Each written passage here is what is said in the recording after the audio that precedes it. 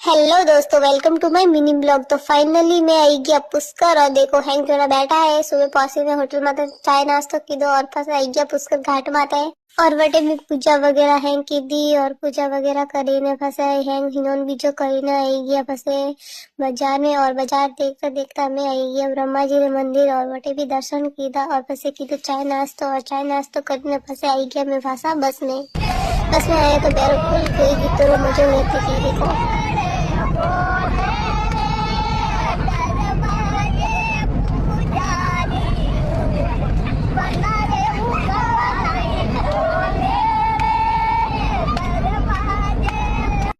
तो फाइनली मैं भी गिटोरा मजा लेता लेता आई गया था घरे और घर आई ने देखो है एक दूसरा ने मड़ायो पहराता था तो मजा तो खूब की तो आज वास्ते इस मिलोला पे अगला ब्लॉग में तब तक वास्ते बाय।